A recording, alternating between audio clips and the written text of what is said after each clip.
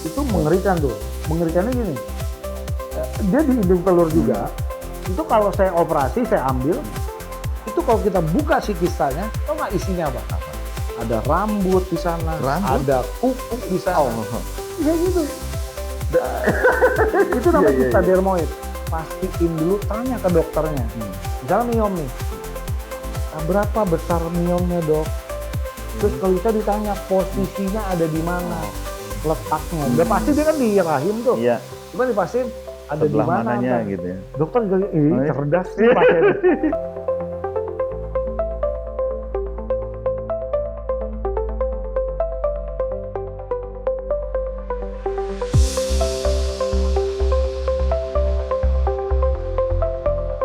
Assalamualaikum warahmatullahi wabarakatuh. Salam sejahtera untuk kita semua Sobat Jagongan. Ketemu lagi sama gue Iwan di acara Jagongan Yuk.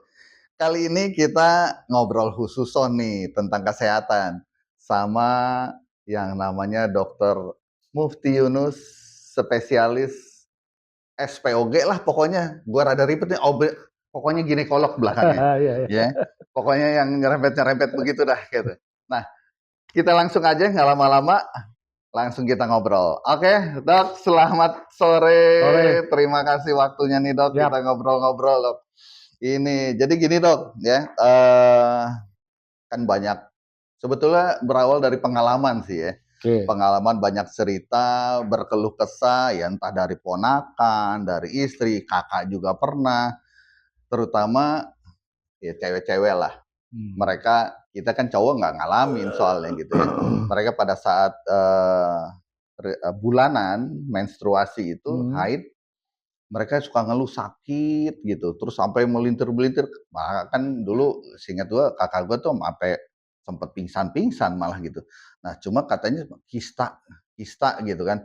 Sebetulnya apa sih kista? Nah belakangan gue baca ternyata kista itu kok nggak bikin sakit, malah yang bikin sakit itu si endometriosis itu. Nah, gimana nih dok sebetulnya dok si kista itu gitu dok?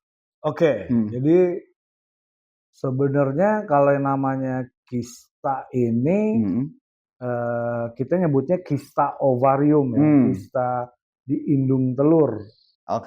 Nah jadi sebetulnya pengertian kista itu apa sih dok? Menurut dokter nih. Ya, benar. Jadi emang kista ovarium ya, namanya kista ovarium. Jadi kista ovarium itu artinya itu termasuknya tumor. Jadi orang awamnya kadang masih suka bingung ya. Oh, kista itu termasuk tumor ya. Jadi gini, pengertian tumor itu adalah jaringan yang tumbuhnya berlebihan, jadi dia bengkak, itu namanya tumor. Kayak gitu ya. Jadi bisa tumbuh di mana aja tuh, bisa di kepala bisa di lengan, di kaki, itu bisa jadi tumor. Atau tadi tuh di indung telur tadi, di ovarium. Jadi kalau namanya kista sendiri adalah suatu tumor di indung telur atau di ovarium, dia konsistensinya itu cair. Jadi bayangin kayak dia ada selaputnya, ada kapsulnya. Jadi bayangin kayak balon diisi air. Nah kayak gitu tuh kista. Jadi jangan salah nih, dibedain dengan si miom ya, nanti kita coba bahas lagi tuh sama miom. Jadi kalau kista itu artinya dia tumbuhnya di ovarium dan konsistensinya cair. Itu namanya kista. Terus kalau tadi dibilang kok ternyata yang bikin sakit itu bukan kista, tapi endometriosis. Jadi sebenarnya kista ovarium itu banyak macamnya. Jadi kista ovarium itu salah satunya, ya tadi itu kista endometriosis. Jadi makanya, jadi kalau yang dibilang kok sakit banget tuh sampai tadi sampai pingsan lah. Sampai itu malah bukan pingsan lagi, jadi sampai dia trauma nih. Ini perempuan nih kalau udah kena yang namanya kista yang endometriosis tadi, itu dia trauma banget. Dia tahu nih, misalnya tanggal dia biasanya datang haid atau datang bulannya itu misalnya di awal bulan misalnya, tanggal 5 siklusnya. Jadi dia tahu, aduh bentar lagi gua akan haid nih, udah stres tuh. Karena sakitnya benar-benar dia nggak bisa aktivitas. Sampai kalau misalnya dia ada kerja atau dia sekolah nih, si perempuan ini pasti akan cuti gitu. Cuti tuh, minta surat izin tuh dari dokter gitu. Karena emang sakitnya mengganggu banget. Nah, jadi kalau yang namanya kista endometriosis itu, tadi tuh macamnya kan banyak tuh. Salah satunya tadi kista endometriosis. Maksudnya kista endometriosis itu adalah adanya jaringan endometrium yang di bukan tempatnya. Jadi normalnya nih kalau kebetulan saya ada peraga nih. Saya ada peraga. Ini namanya organ reproduksi perempuan. Ini kita cowok nggak punya nih. Nih bayangin ya. Ini yang namanya alat reproduksi perempuan. Ini mulai dari kalau di depannya sini ada vagina ya. Vagina ini yang namanya liang senggama. Di liang senggama, habis liang senggama ketemu namanya si mulut rahim. Habis itu baru namanya si rahim nih. Secara utuh rahim. Kemudian baru nih ada saluran telur, ada yang sebelah kanan, ada sebelah kiri. Nah tadi ya kita cerita tentang kista, itu sumbernya di sini nih. Di ovarium atau si indung telur. Dia ada di sebelah kiri, ada di sebelah kanan. Nah, jadi kalau tadi dibilang kista endometriosis, itu maksudnya ada jaringan endometrium. Endometrium itu ini nih, bagian dasar dari si rahim. Nah, normalnya dia di sini. Jadi perempuan secara alami yang sudah dewasa, kan ditandai dengan adanya menstruasi. Tadinya dia udah dewasa kan, sementara kalau cowok kan dia mimpi tuh. Nah, kalau si perempuan menstruasi. Nah, dinding si endometrium kalau dia menstruasi atau haid, dia akan rontok nih, keluar melalui vagina, ikuti darah haid. Nah, tiba-tiba si yang jaringan endometriumnya harus dia keluar, ikut darah haid, ternyata ada yang ikut masuk aliran darah. Jadi nempel yang masuk ke sini, ke si ovarium. Terjadilah endometriosis tadi. Cuman endometriosis itu ada yang belum sampai berbentuk kista. Kalau kista endometriosis udah jadi bentuk kista, namanya endometrioma. Beda lagi tuh. Sama sih, cuma namanya beda gitu. Cuma kalau dia belum jadi kista yang bulat berisi cairan jadi gede segala macam, itu baru dibilang endometriosis doang. Ini kayak gini nih yang hitam-hitam bintik-bintik nih. Dia bisa nempel di mana-mana aja tuh. Itulah yang disebut dia endometriosis. Jadi bukan di tempatnya. Mestinya. Normalnya dia ada di dalam tapi dia ada di luar. Nah, si endometriosis ini itu bukan cuman sakitnya di perut doang nih kalau waktu menstruasi. Cuman ada juga karena ikut aliran darah, taunya nempelnya di kepala, di otak. Jadi makanya ada perempuan-perempuan, dia udah ke dokter saraf, ke dokter mana aja ya untuk ngobatin sakit kepalanya. Kok dia sakit kepala terus? Setelah ditelaah, diperiksa benar, ternyata sakit kepalanya itu muncul kalau dia menstruasi. Ternyata ada jaringan endometrium yang nempel di kepalanya. Jadi giran haid sakitnya luar biasa. Terus saya pernah dapat kasus lagi, pasien sakit mata.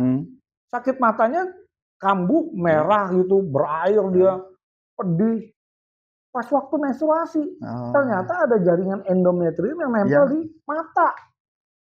Itu karena ini sih awam ya dok ya. Istilahnya itu kan di bawah tadi gitu kan, istilahnya dari dalam perut lah ya. Itu memang karena dia sudah mengikuti aliran darah. Jadi entah mata, bisa tumbuh kemana dia. Iya.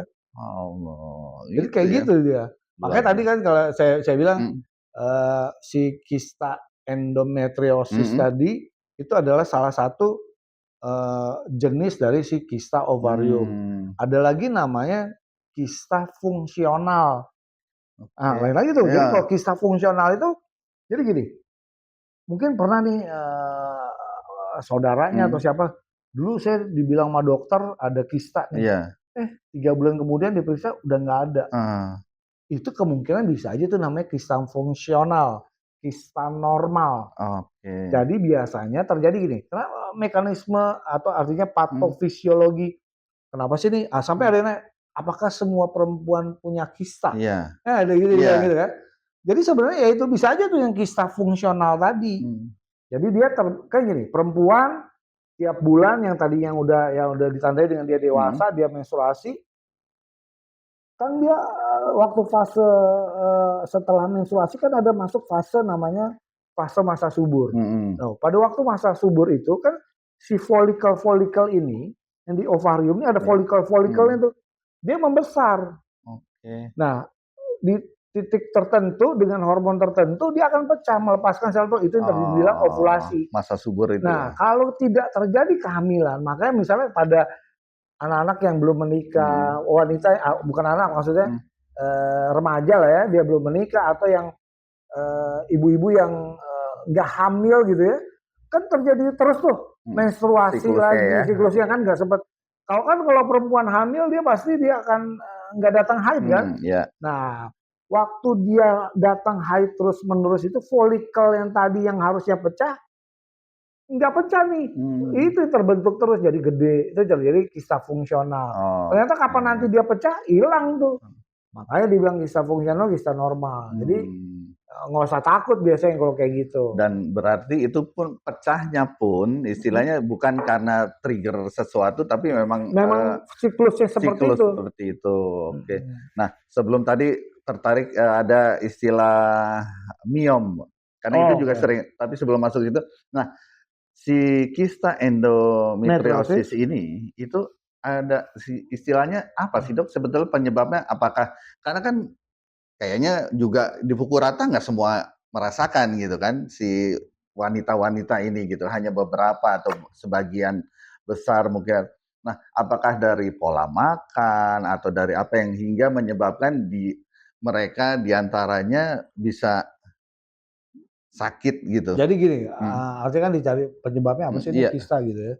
Jadi secara pasti sampai sekarang nih, padahal penelitiannya udah canggih banget deh, udah sampai yang biomolekulernya udah dicari, itu nggak ketemu. Artinya secara pastinya gitu ya, secara pastinya. Cuman memang yang jelas kista ini, perempuan-perempuan yang menderita kista ini, baik itu kista fungsional, kista endometriosis, ada lagi namanya kista dermoid. Itu mengerikan tuh. Mengerikannya gini, dia di indung telur juga. Itu kalau saya operasi, saya ambil, itu kalau kita buka si kistanya, tau nggak isinya apa? Ada rambut di sana, ada kuku di sana. Ya gitu. Itu namanya kista dermoid. Itu namanya kista dermoid. Tapi itu jinak. Itu jinak. Sama halnya tadi tuh. Kista fungsional, kista endometriosis, kista dermoid. Itu termasuk, ada kista aterom juga. Itu termasuk kista jinak semuanya. Nah, terus yang tadi dibilang penyebabnya karena apa, sampai sekarang itu belum jelas. Cuman artinya kista ini, kista ovarium ini terjadi pada perempuan-perempuan yang masih usia reproduksi. Artinya dia masih datang menstruasi. Jadi semua perempuan-perempuan yang masih datang menstruasi, biarpun dia misalnya udah 45 gitu, atau 50 tahun, tapi masih datang menstruasi nih, siklusnya masih jalan. Bisa nggak dok nanti dia kena kista? Bisa, selama masih tadi fungsi reproduksinya jalan, kan fungsi reproduksi ditandai dengan adanya siklus menstruasi. Cuman bukan berarti pada perempuan-perempuan yang sudah menopause, artinya kan orang perempuan yang udah menopause kan dia nggak datang menstruasi lagi tuh. Iya, logikanya ya. Bukan berarti dia nggak akan bisa kena kista. Bisa juga, karena bisa sampai antara 10 sampai 18% ternyata pada perempuan-perempuan yang menopause bisa terbentuknya kista ovarium. Masih berarti ya istilahnya secara teori kemungkinan itu masih tetap memungkinkan seorang wanita yang makanya sudah kan menopause. Ada yang bilang salah satu kemungkinan terbanyak dari beberapa literatur penyebab kista ini akibat dari hormon estrogen yang terlalu dominan. Ternyata kan pada perempuan-perempuan yang sudah menopause harusnya kan estrogennya udah jauh turun nih. Taunya dia kena kista juga. Makanya secara pasti penyebab dari kista itu belum jelas. Masih orang bilangnya masih misteri lah gitu. Iya karena tadinya pikiran kalau ya contoh misalkan kayak diabetes kelebihan gula, berarti kan pola makan berarti mengurangilah kadar gulanya gitu. Nah, saya pikir tadinya si kista ini bisa dicegah atau gimana, tapi memang ternyata akhirnya kan secara pasti ya secara awam dan umum gitu kan, ya gimana ngejaganya ya, kita makan biasa normal atau apa ya. Cuman dibilang ada beberapa faktor-faktor yang beresiko, yang perempuan-perempuan seperti mana sih dok yang akan lebih beresiko kena kistanya kan itu kan, jadi dia bisa, oh nih gue mudah-mudahan bisa nggak kena kista nih. Pertama yang jelas itu tadi jangan gemuk. Karena gini, salah satu kalau orang gemuk pasti kan timbunan lemaknya banyak. Artinya apa? Estrogennya tinggi. Estrogen tinggi bisa tuh kemungkinan terjadinya si tumbuhnya kista. Sama itu tadi, kalau kita sudah menikah, sebaiknya secepatnya itu hamil. Kalau nggak hamil, cari apa nih penyebabnya sampai nggak bisa hamil nih pasangan ini. Karena itu tadi, dia menikah udah sekian tahun nggak hamil-hamil, itu lebih beresiko nanti dia kena kista. Sama misalnya perempuan-perempuan yang dia nggak menikah, itu akan beresiko juga tuh. Karena apa tadi? Dia tiap bulan akan menstruasi terus kan, jadi terpapar tuh dengan hormon estrogen progesteronnya. Jadi ada faktor-faktor perempuan-perempuan mana yang akan lebih beresiko dia kena kista tadi, yang obes, kemudian yang tidak menikah, kemudian yang udah menikah tapi nggak punya anak. Nah itu. Iya. Luar biasa. Nah, Sobat Jagongan nih, kita dapat ilmu baru nih. Semoga Sobat Jagongan yang dengerin, khususnya yang cewek-cewek ya, yang wanita-wanita juga paham nih bahwa ternyata kista itu tidak hanya sekedar ya kista yang kita bayangkan nih. Ya, kita sih gua laki nggak ngerasain ya, yang cewek-cewek nih khususnya yang wanita-wanita. Jadi biar lebih paham dan nggak usah takut atau bagaimana ya, khawatir.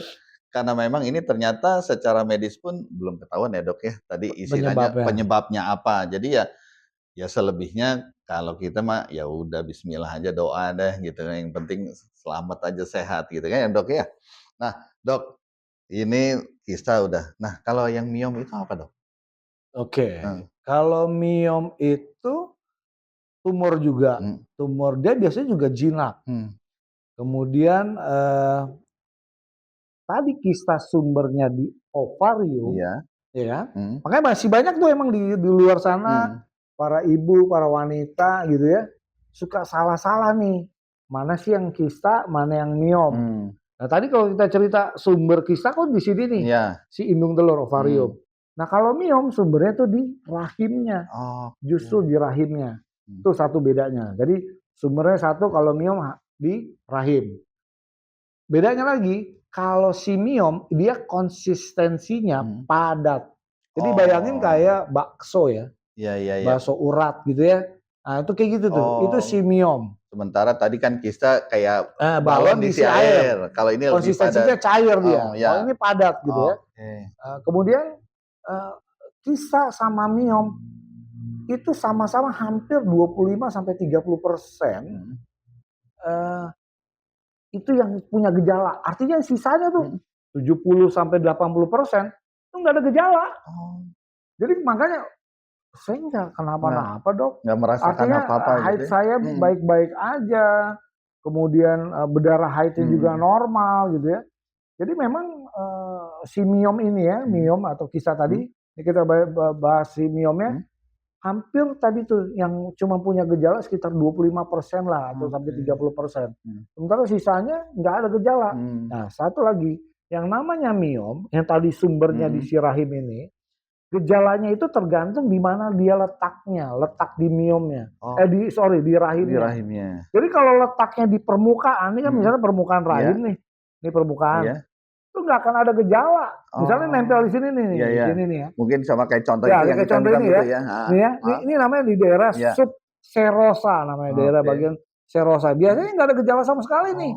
Artinya dia nggak merasakan dia nggak ada sakit, haidnya tetap teratur, kemudian darah menstruasinya normal gitu ya, terus bisa hamil, nggak ada masalah pokoknya. Jadi kadang ketahuannya misalnya misalnya dari kantor ada suruh check up gitu, Iya. general check up, setelah diperiksa di USG, kok ada miom, sampai dia denial kan, Iya. nyangka lu, gua nggak ada Iya. gejala apa-apa kok, ternyata ada, sampai Salah gua kali cari ini. ya kan gitu, salah kali ini nilainya gitu kan. Ya itu tadi, kalau posisinya di sini nggak akan ada gejala.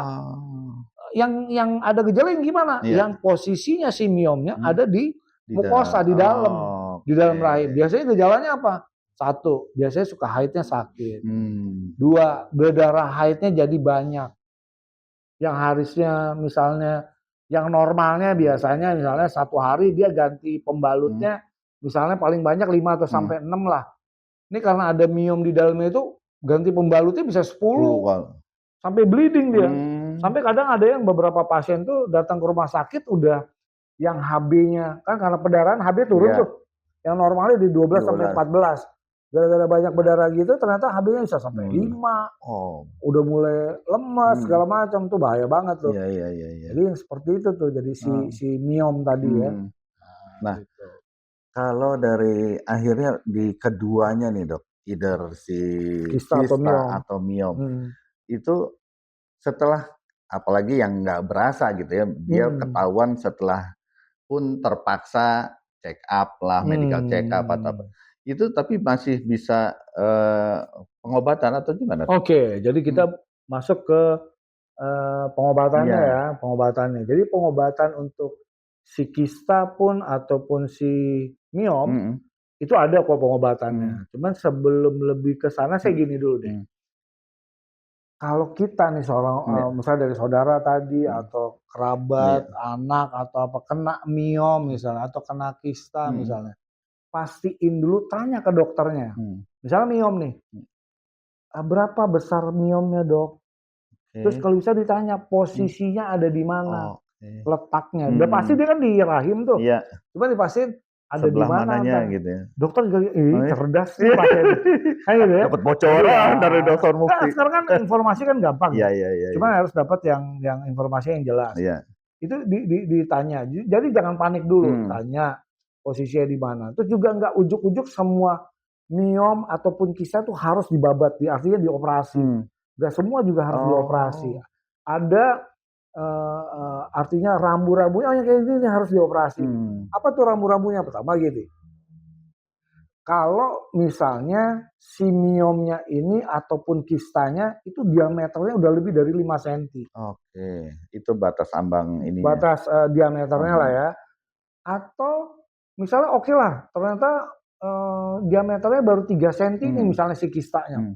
Cuman gangguannya mengganggu banget nih. Sampai efeknya. Tiap bulan efeknya sakitnya luar biasa. Kemudian apalagi kalau atau miomnya nih posisinya ternyata di submukosa di dalam rahim. Dia udah nikah 2 tahun terus nggak punya anak. Sementara kista apa si miomnya ukurannya baru 3 cm misalnya. Kan kayak gitu ya nggak mungkin didiemin.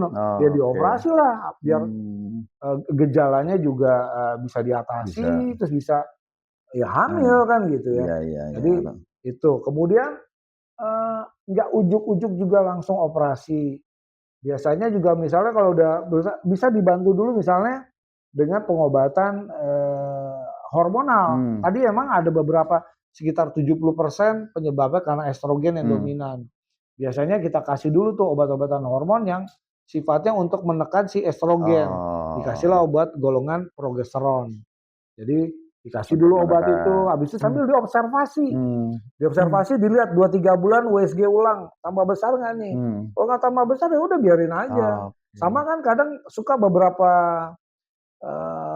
wanita perempuan di luar sana bilang gini, dok ada dokter yang bilang gini, udah bu nggak apa-apa tenang aja, biarin aja nanti ibu menopause juga hilang. Ada yang bilang gitu kan. Nah itu memang kalau penyebabnya benar pure murni karena si hormon estrogen tadi. Diharapkan kalau dia nanti masuk fase menopause, si estrogennya kan udah jauh turun, dia akan mengecil. Nah kayak gitu. Jadi tadi satu pengobatannya bisa dengan melalui obat dulu, dengan pemberian hormon, kemudian sambil diobservasi, tambah besar, sambil dilihat gejalanya juga. Kemudian tinggal kalau misalnya emang harus dioperasi, tekniknya juga beda-beda tuh. Maksudnya tekniknya ada yang namanya di laparotomi. Ada yang dengan teknik yang lebih canggih sekarang, di laparoskopi. Bedanya apa lagi tuh kan? Bedanya cuma satu tomi, satu kopi. Ya. Nah, gitu. Jadi kalau yang laparotomi bayangin yang kayak gini, ibu-ibu yang disesar. Jadi di sayat gede sayatannya itu namanya laparotomi. Kalau yang laparoskopi saya cuma bolongin kecil aja. Biasanya cuma 2 cm, 1,5 cm dipuser, dibolongin, terus nanti masuk kamera. Terus saya ngeliatnya lewat kamera.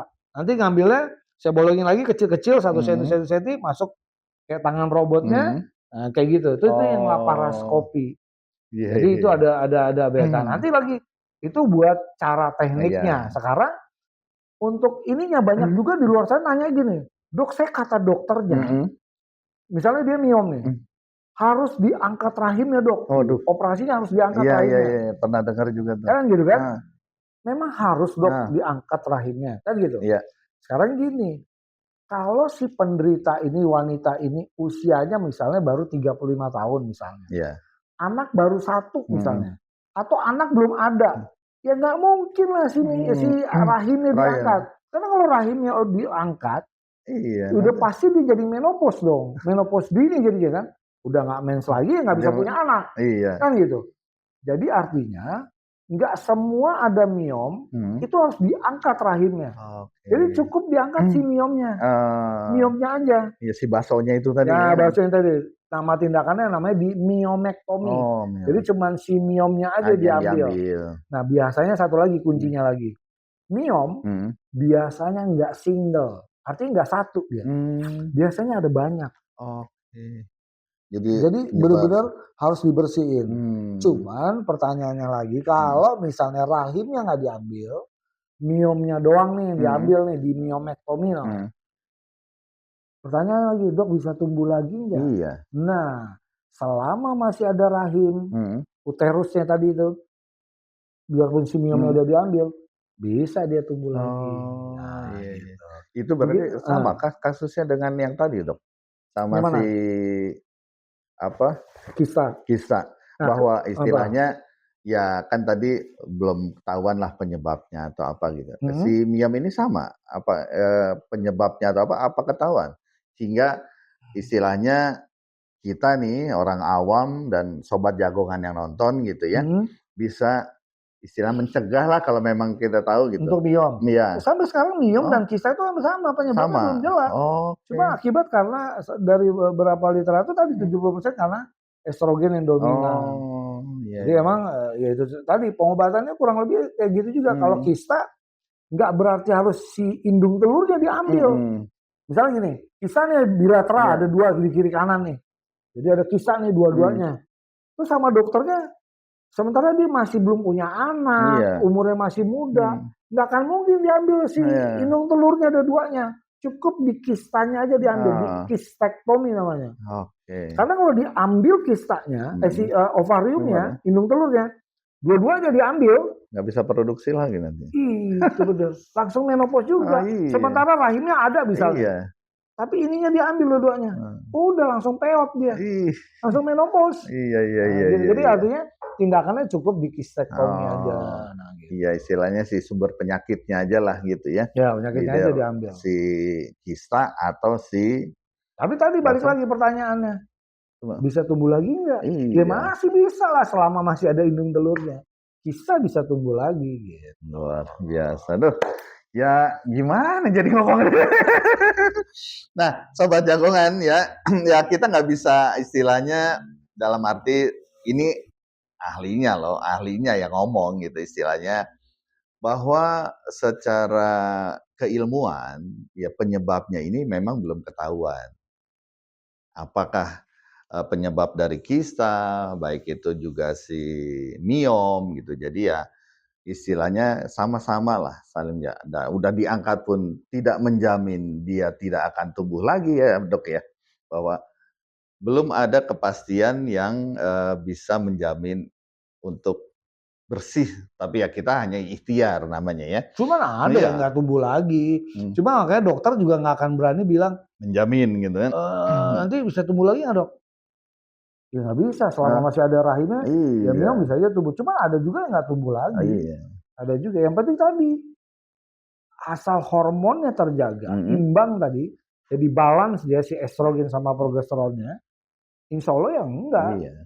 Iya, istilahnya buat yang di awam kan agak, ya buat gua nih pribadi kan agak istilahnya kalau tadi jelas lah, contoh misalkan diabetes, ya udah kadar gula aja gua nggak makan nasi, kurangin atau apa misalnya untuk menurunkan si kadar gula darah gitu kan, konsumsi gula stop atau apa dikurangi pakai yang ini.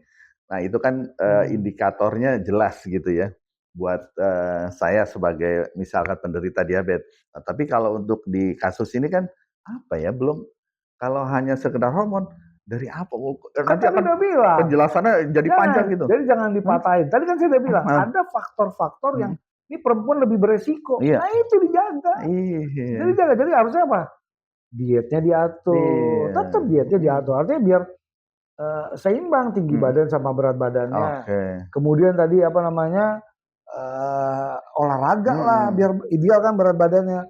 Kemudian kalau terjadi kok ada gangguan height-nya misalnya nggak benar apa segala macam, kok jumlahnya, segera periksa. Iya. Jadi jangan juga terus ya udahlah gue nanti juga pasti kena aja. Ya nggak gitu juga gitu karena penyebabnya belum tahu, jangan. Jadi tetap kita harus menjaga, harus tahu dengan badan kita sendiri. Nah itu yang paling penting. Iya. Siap. Gitulah Sobat Jagongan. Ini luar biasa ngobrol bareng sama Dr. Mufti ya. Nah, Sobat Jagongan yang punya pertanyaan atau mau komen, gimana sih masalahnya? Kok gue masih ngerasain ya? Atau monggo silahkan komen di sini ya. Nanti kita sambungin sama Dr. Mufti. Kali Dr. Mufti juga sekalian nanti bisa langsung jawab pertanyaannya ya. Selagi kita dapat ilmu buat kesehatan Sobat Jagongan semuanya. Oke Dok, sementara itu dulu. Terima kasih banyak waktunya. Kita nanti ketemu lagi insya Allah. Berikutnya kita ngobrol sama yang lain. Sebetulnya masih banyak Dok yang mau ditanyain.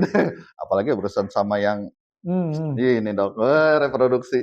Oke, Dokter Mufti, terima kasih banyak. Sehat semua, sukses buat dokter dan juga kliniknya. Amin. Oke Sobat Jagongan, terima kasih.